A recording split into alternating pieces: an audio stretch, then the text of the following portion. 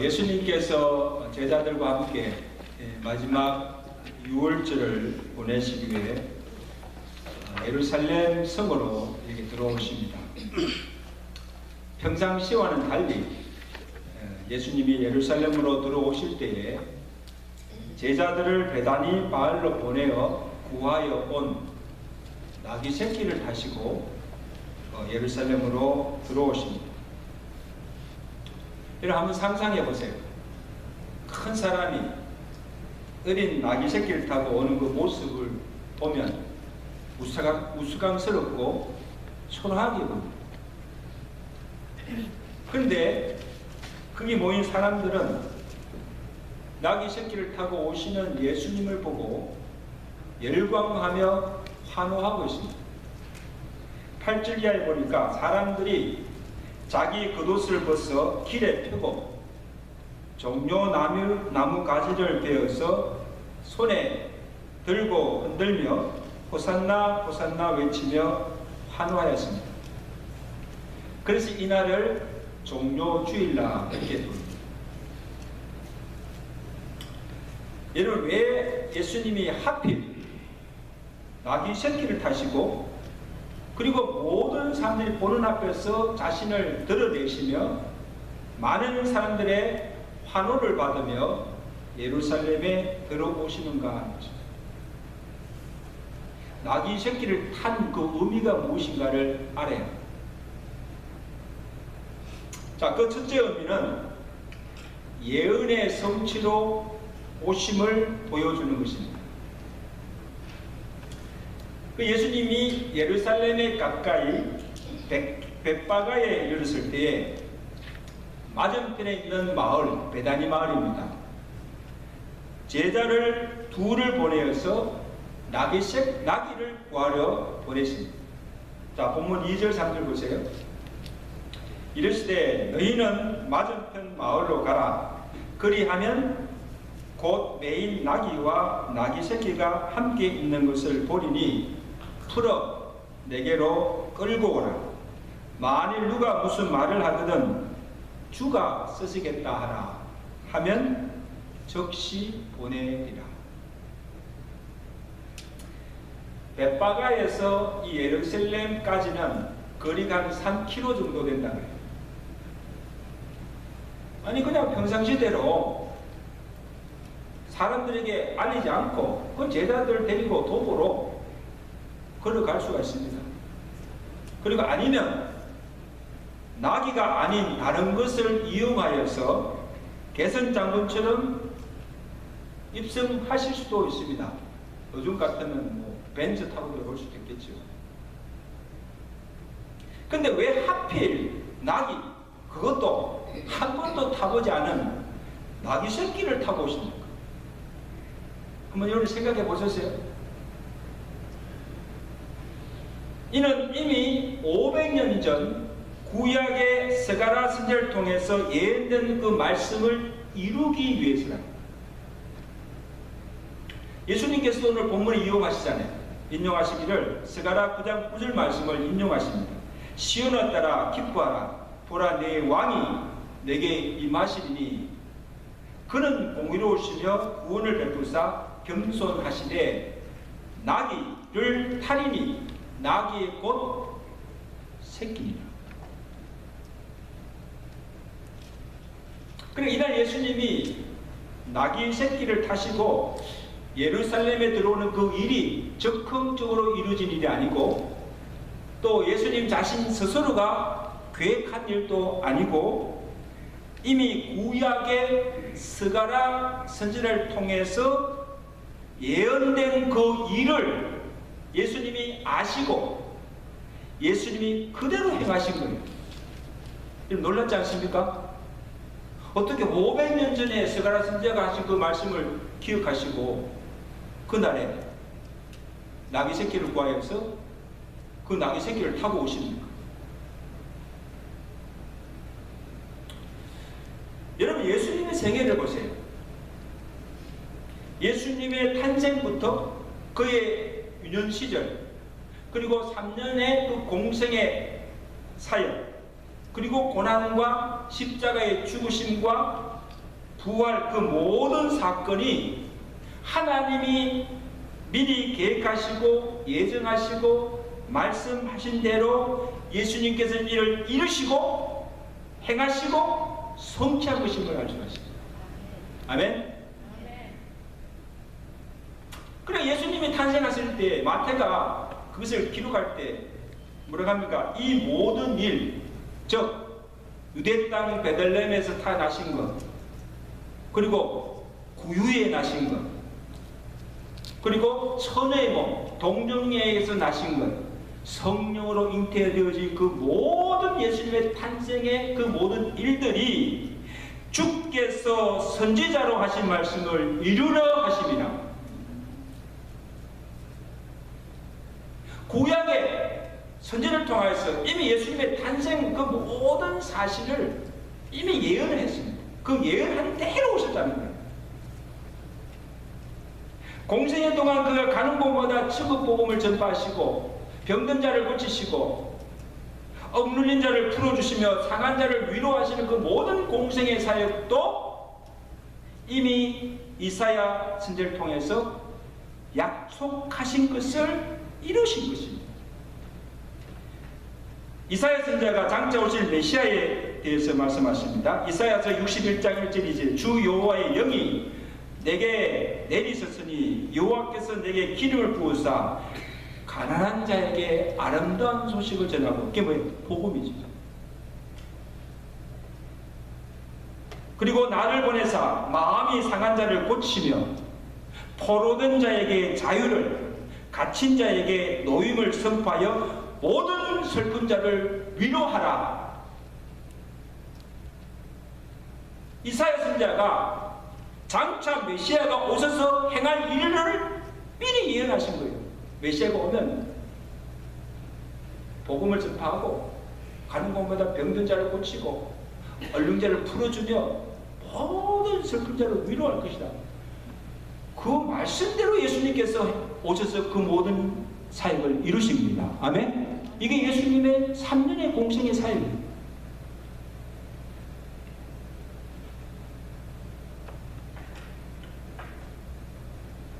그리고 지금 예수님이 예루살렘 입성 후에 있을 예수님의 고난과 십자가의 죽음까지도 이미 다 예정되어 있다는 거예요.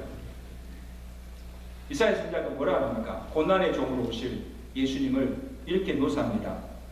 그는 멸시를 받아 사람들에게 버림을 받았으므로 강고를 많이 겪으시며 질고를 아는 자라. 그가 찔림은 우리의 허물 때문이요 그가 상함은 우리의 죄악 때문이다. 고난을 겪고 질고를 당하고 찔리고 상하고 죽을 것을 이사야 선지자가 예언한 거예요.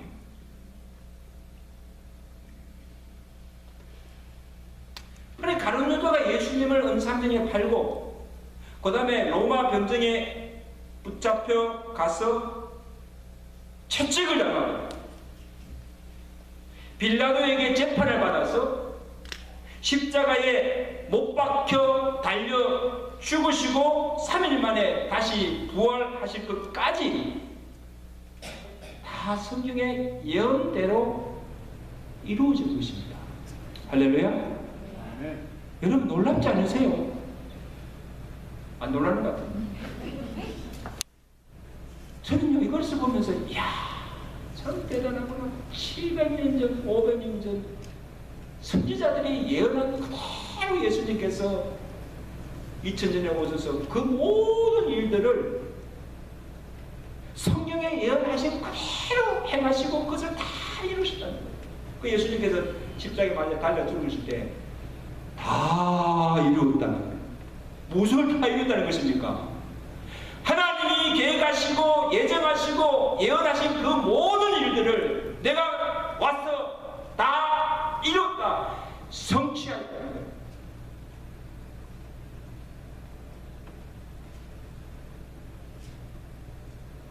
그러니까 한 예를 보면요, 로마 병정들이 칼과 뭉치를 가지고 예수님을 잡으러 왔을 때 베드로가 그걸 보고 어찌니까 칼을 저어가지고 그 대제사장의 말고의 길을 칩니다. 그때 예수님께서 그 베드로에게 뭐라 하십니까? 칼을 집어넣어라.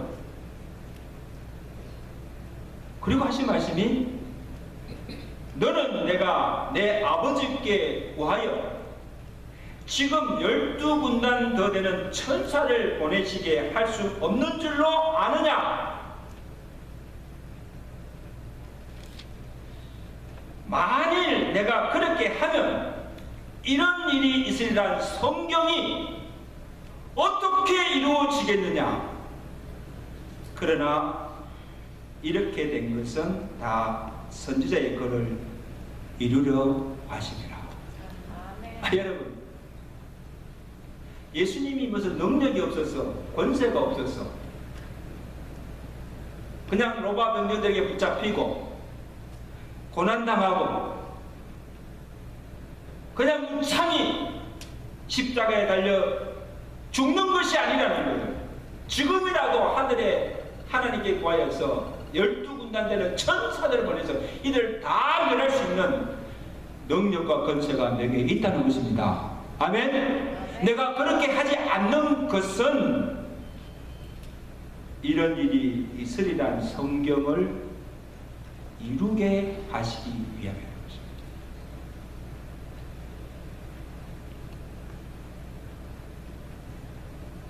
고린도전서 15장 2절에 사도 바울도 고백하기를 뭐랍니까? 내가 받은 것을 너에게 전하였노니 이는 성경대로 그리스도께서 우리 죄를 위하여 죽으시고 장차 지낸 바 되셨다가 성경대로 다시 살아나셨느니라. 아멘. 합시다. 성경대로 죽으시고 성경대로 살아나셨습니다. 예수님의 고난과 십자가의 죽음과 부활, 이 모든 사건이 성경대로 하나님께서 말씀하시고 예언하신 대로 다 이루어졌다는 거예요. 이처럼 오늘 예수님께서 나귀 새끼를 타시고 예루살렘 성에 모든 산들이 하늘을 받으며 오시는 것까지도 마태가 뭐라고 기록하고 있습니까? 그냥 들어오셨다 하면 되는데 4절에 보세요. 이는 선지자를 통하여 하신 말씀을 이루려 하심이라. 여기 선지자는 누굽니까? 스가랴 선지자가 예언한 그 말씀을 이루기 위해서 예수님께서 나귀 새끼를 타고 예루살렘에 오셨다는 거예요. 믿으세요?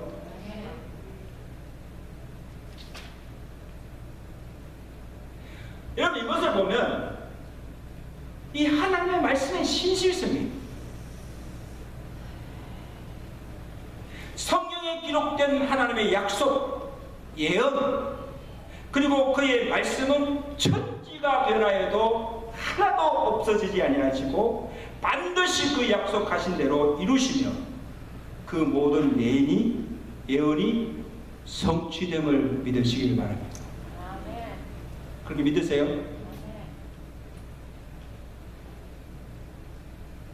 그러니까 예수님이 이 땅에 오신 것도 그가 행하신 모든 사역도 십자가를 통한 구속의 사건도 부활도 다 하나님이 계획하시고 예정하신 그 일을 예수님께서 인간의 몸을 입고 이 땅에 오셔서 다 이루시고 성취하신 것입니다.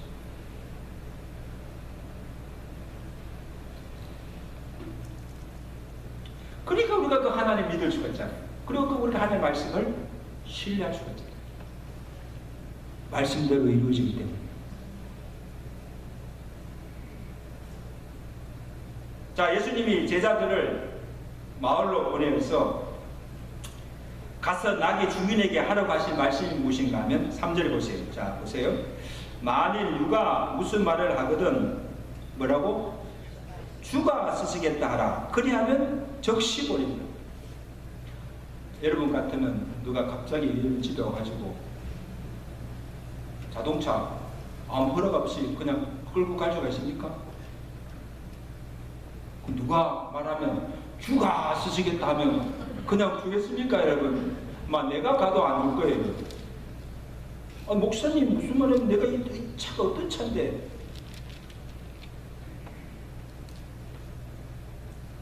그런데 예수님은 지금 예언의 말씀을 이루려고 나귀 새끼를 가서 나귀 새끼를 가져오라고 하시지만 나귀 주인도 나귀 새끼도 제자들도 아니 왜 나귀 새끼를 가져오라고 하셨는지 그 뜻을 알았을까 몰랐을까? 몰랐어요. 어떻게 알겠어요? 갑자기 무슨 나귀 새끼를 끌고 오라는. 제자들도 아마 의아하게 생각했을 거고 그 나귀 집 주인도 무슨 황당한 일이 있습니까?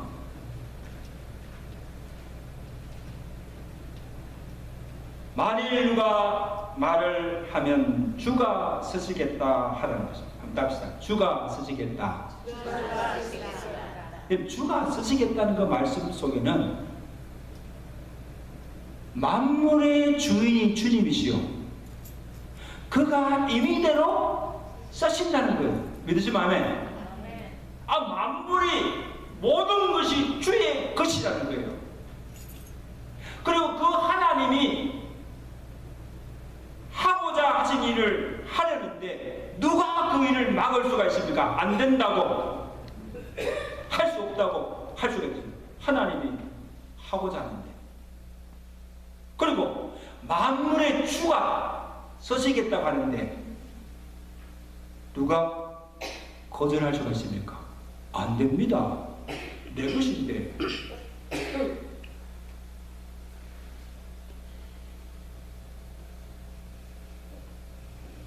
주가 쓰시도록 나귀도 물질도 내 생명까지도 내어주어야 합니다. 아멘? 한 분이 누구의 것이다? 주의 것입니다. 주님이 쓰고자 가져오라고 하는데 누가 거절하겠습니까? 그러니까 주가 쓰시겠다 하면 적시로 보낼 것이다.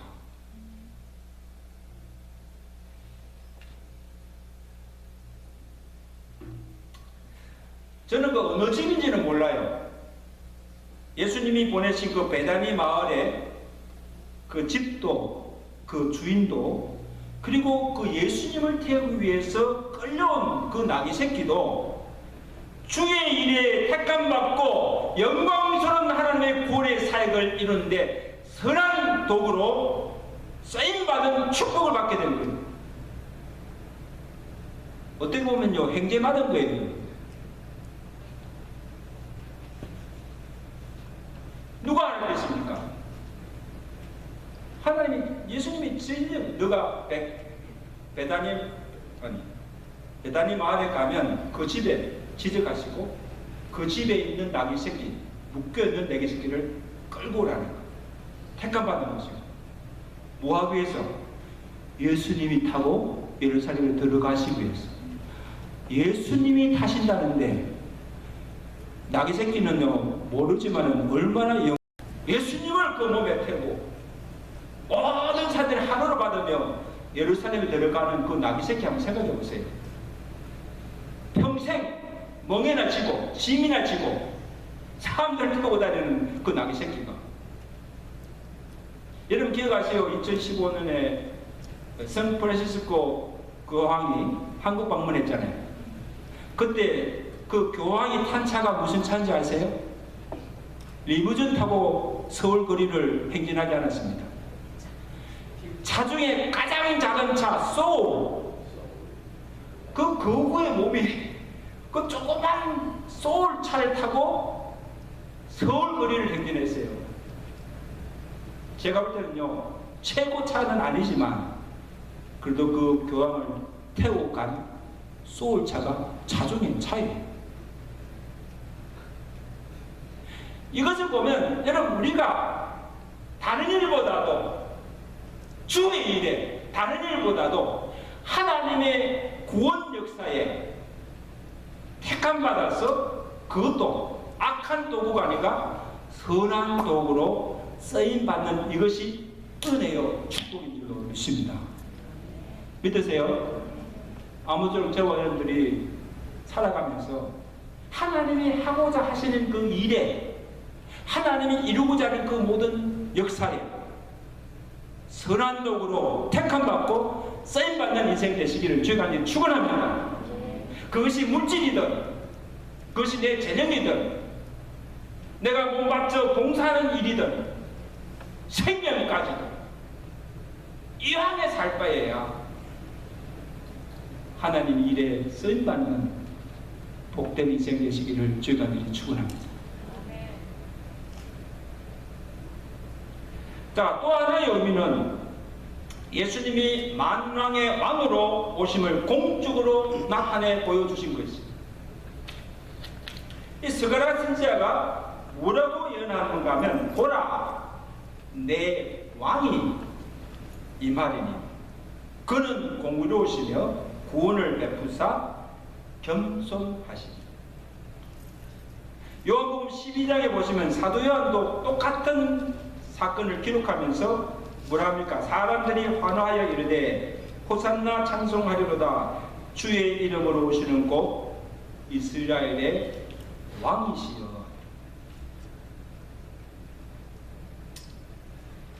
자, 오늘 본문에 예루살렘 사람들이 예수님이 낙이 타고 오실 때 어떻게 그를 맞이합니까? 우리 8절 9절 보세요. 자, 어떻게 맞이합니까? 보세요.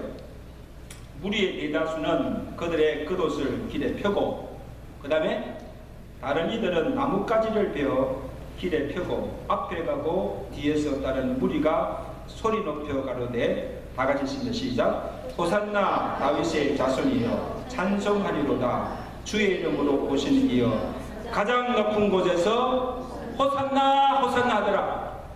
자, 예수님이 낙의 새끼를 타고 가는데 그 가는 길을 무엇으로? 사람들이 자기 겉옷을 벗어서 그 길에 깝니다. 깔고는 그 다음에 그 곁에 서 있는 종려나무 가지를 꺾어서 깔기도 하고, 그 다음에 손에 들고 흔들면서 호산나 호산나 부르며 찬송해요. 그러면서 예수님이 그 길을 가십니다. 상상이 되세요? 이 호산나라는 뜻이 뭐예요? 우리 찬양 배우는데 호산나 호산나 찬송 부르시오. 그 호산나 뜻이 뭐예요? 몰라? 아니 찬송을 하면서 그 무슨 뜻인지 모르고 부르면 어떡해. 주여 나를 구원하소서. 예수님은 나의 구원자다 하는 것입니다. 답시다. 예수님은 나의 구원자십니다. 알고 부르세요. 호산나 예수여 나를 구원하소서. 그러니까 예루살렘의 사람들이 종려나무 가지를 흔들며 소리 높여 호산나 호산나 부르며 예수님이 그들의 왕이시며 그들의 구원자가 되심을 믿고 찬송한 거예요. 근데 예수님께서 그 사람들의 환호와 그들의 찬송을 기쁘게 받았었다는 거예요. 아멘? 하나님을 찬송하는 것을 예수님 그걸 다 기쁘게 받으시고 그 길을 가셨어요. 그래서 온 성이 떠들며 환호하는 것을 본 이 바리새인들이 이들을 꾸짖습니다. 소리 지르지 못하도록 막고 예수님에게 이 제자들 좀 책망하라고, 좀 조용히 하라고 그렇게 막을 때에 예수님께서 그 바리새인들에게 하신 말씀이 뭔가 하면 누가가 기록합니다. 19장 40절에 보면 내가 너에게 말하노니 만일 이 사람들이 잠잠하면 돌들이 소리 지르리라. 예수님 재미있죠? 아주 희한해요. 만약에 이 사람들이 호산나 이 사람들이 잠잠하면 누가 말 못하는 돌들이 소리를 지를 거예요.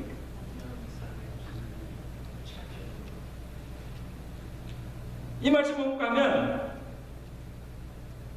사람들이 호산나 부르며 찬송하며 하는 것을 막지 말고 가만히 두라는 거예요.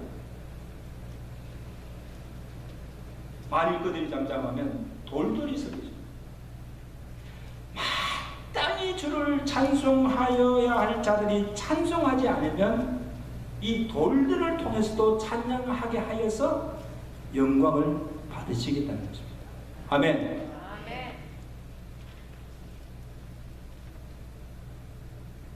여러분 이것을 보면요, 여러분 누가 찬양하십니까? 누가 찬송을 부를 수 있는가 하면 예수님이 나의 주가 되시며 나의 구원자가 되심을 믿고 고백하는 자들이 부를 수 있는 것이 찬양입니다.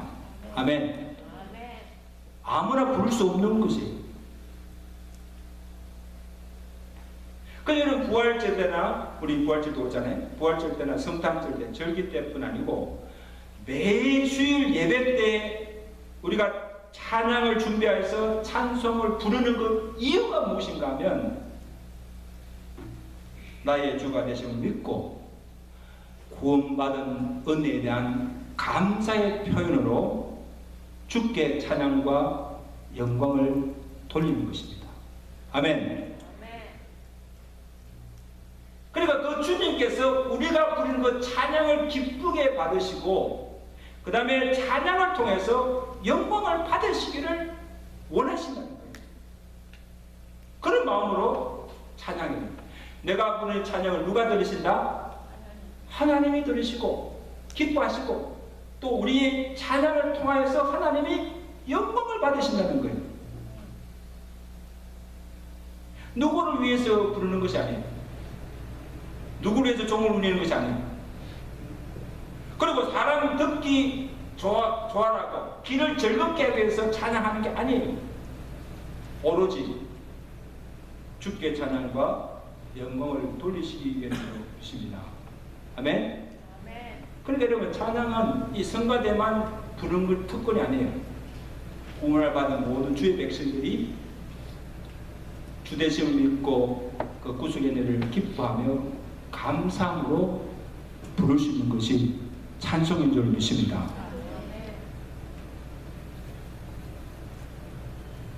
우리가 주의 전에 나와서 우리 입술로 거룩한 성호를 찬양하며 그 찬양을 통해서 주를 기쁘시게 하며 영광을 돌리는 것이 얼마나 큰 은혜요 축복입니다. 그러므로 여러분 우리로 하여금 찬양을 하지 못하게 하는 것은 악한 일입니다. 바리새인들 보세요. 그 사람들이 주님이 가실 때 호산나 호산나 찬양할 때 하지 못하도록 이것은 주의 일을 예방하는 마귀의 역사라는 것입니다. 자, 또 하나의 중요한 의미는 뭔가 하면 왕은 왕이 돼 섬기로우신 겸손의 왕이심을 보여주시는 것입니다. 왜 나귀 새끼를 타셨는가? 예언의 성취이기도 하지만 겸손과 평화의 왕으로 오심을 상징적으로 묘사한 것입니다. 자, 오늘 본문에 언급하기를 뭐랬습니까? 그는 겸손하여 나귀 곧 멍에 매는 짐승의 새끼를 탔다. 이렇게 기록합니다.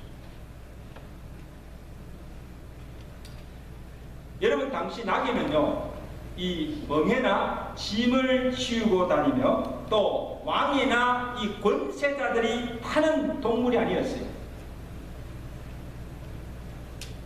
그래서 그 당시 왕이나 이 계선 장군들이 그 성으로 입성할 때는요 백마나 병거들을 타고 빵빠레를 울리면서 화려하게 입성했어요.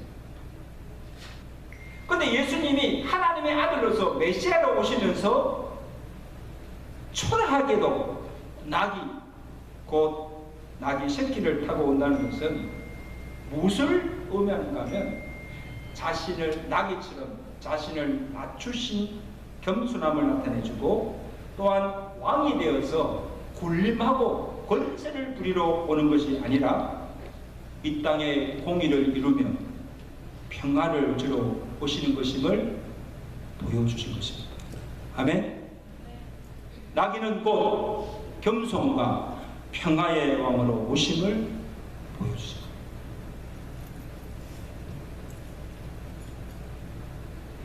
이것을 보면요, 예수님이 나신 것도 어디서 나셨어요? 화려한 왕궁이 아니고 누울 자리가 없어서 구유에 가셨어요. 낮아지시죠.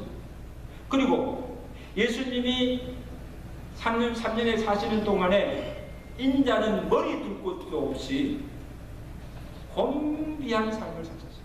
가난하게 사셨어요. 부요치도 않고. 만왕의 왕으로 오신 주께서 사람들도 타지 않는 나귀 새끼를 타시고, 그리고 온갖 멸시와 고초를 당하시고 처참하게 십자가에 달려 죽으신 것입니다. 여러분, 왜 그렇게 하셨을까요? 왜 그렇게 사셨을까요? 이왕이면 태어나실 때도 왕궁에서 화려하게 태어나고, 사실 때도 다른 사람 부럽지 않게 부유하게 사시고, 많은 사람들에게 영광과 대접받고 선의를 받고 그렇게 사시지, 가는 곳마다 멸시와 고초를 당하시고 무고히 고난당하시고 그렇게 십자가에 달려 죽으셔야 합니다. 왜 그렇게 사셔야 합니까? 한 가지 이유예요. 예수님 말씀하십니다. 마가복음 10장 45절에 인자가 온 곳은 섬김을 받으려 함이 아니요 도리어 섬기려 하고 많은 자기 목숨을 많은 사람의 대속물로 주려 함이라. 한번 따라합시다. 인자가 온 것은 섬김을 받으려 함이 아니라 도리어 섬기려 하고 자기 생명을 대속물로 주려 함이라.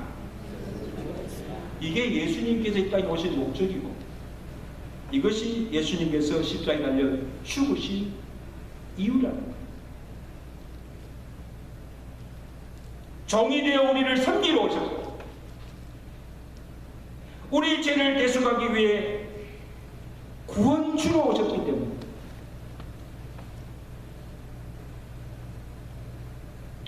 자, 그런데 여러분요, 오늘 이 종려나무를 들고 호산나 외치는 사람들은 그 예수님의 의도와는 달랐다는 거예요. 자, 지금 그들이 예수님이 나귀 타고 오실 때 막 호산나 호산나 부리면서 환호하고 기뻐하는 그 이유가 무엇인가 하면, 이제 예수님께서 유대 왕으로 오셔서 이스라엘을 구원하여 내고 잘 살게 해줄 것을 믿었던 거예요. 정치적 메시아로. 심지어 예수님의 제자들마저 어떡합니까? 이제 예수님이 유대의 왕이 되면 누가 예수님 좌우편에 앉을 것인가? 누가 서로 높으냐? 자리 다툼을 벌이고 있는 그런 실정이죠. 이때 주님께서 그들에게 하신 말씀이 무엇입니까? 이방인들의 집권자들이 그들이 임의로 주관하고 고관들이 권세를 부리는 줄 너희가 알거니와 너희 중에는 그렇지 아니하니 너희 중에 누가 크고자 하는 자는 섬기는 자가 되고 어둠이 되고자 하는 자는 모든 사람의 종이 되어야 한다. 아직도 높아지려고 영광을 받고 섬김을 받으려고 구하는 제자들과 자기들의 왕으로 삼으려는 그 모든 무리들을 보시고 예수님이 그들에게 진정 보여주고자 한 것이 무엇인가 하면, 내가 온 것은 왕이 되어서 군림하고 섬김을 받는 것이 아니고 이 나귀 새끼처럼 겸손하여 종이 되어서 섬기러 왔음을 시각적으로 보여준 것입니다. 이것이 제자의 삶입니다. 사람들은 호산나 외치며 환호하지만 실상은 예수님은 그 이후로 고난을 받고 십자가를 지고 우리의 죄를 담당하시고 죽으시기 위해서 지금 예루살렘으로 입성하시는 거예요. 유대의 왕이 되어서 높임 받고 영광을 얻기 위해서가 아니라 제자들과 환호하는 무리들이 꿈꾸고 기대하는 것과 전혀 상반됩니다. 이들이 이것을 알고 나중에 제자들과 무리들이 예수님을 어떻게 합니까? 자기들의 기대와 달리 로마 병정들에 의해서 잡히시고 무고히 십자가에 달리는 것을 보자 돌변하여서 하나같이 예수님을 다 버리고 도망가고만, 그리고 호산나 호산나 부르며 환호하던 사람들조차도 예수를 십자가에 못 박아 죽이라고, 예수를 십자가에 못 박아 죽이라고 소리치며, 예수님이 십자가에 달렸을 때 그 예수를 향하여서 손가락질하며 다른 사람들은 구원하면서 왜 당신은 구원하지 못하느냐, 당장 십자가에서 내려오라고 희롱하며 욕하는 것을 보게 됩니다. 여러분, 어떻게 사람들이 이렇게 하루아침에 이렇게 변할 수가 있어요? 나의 왕이여, 나의 구원자여, 호산나 호산나 그렇게 환호하던 그 무리들이 하루아침에 변화해서 예수를 십자가에 모아 죽이라고.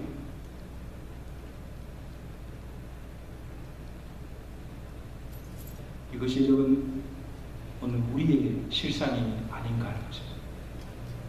오늘 이것이 우리의 실상이 아닌가 하는 것입니다.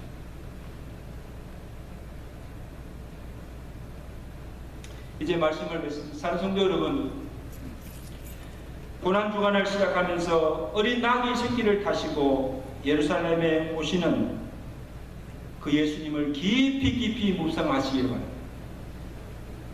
만왕의 왕이시며 메시아로 오신 온 인류를 구원할 구주가 되시는 주님께서 왜 하필 나귀 새끼를 타시고 아무 죄가 없어진 하나님의 아들이 왜 십자가에 달려 죽어야 하는가?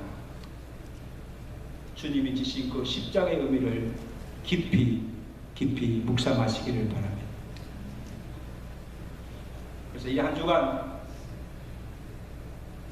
세상 일 다 제쳐놓고 기도와 말씀을 통하여서 주님이 지신 그 십자가를 나도 지고 주를 따라가며 오늘 주님께서 보여주신 그 겸손과 섬김의 본을 본받았어. 나도 낮아져서 종이 되어서 섬기는 삶을 살겠다는 결단과 새로운 헌신이 일어날 수 있기를 주가 축원합니다. 여러분 부탁합니다. 이 한 주간 고난주간 작정하시고 주의 전에 나와서 예배드리고 말씀을 통해서 은혜 받고 깨어 기도함으로 고난주간을 통해 주시는 놀라운 성령의 은혜와 능력을 드리는 복된 한 주간 되시기를 주가 축원합니다. 축원합니다. 기도하겠습니다.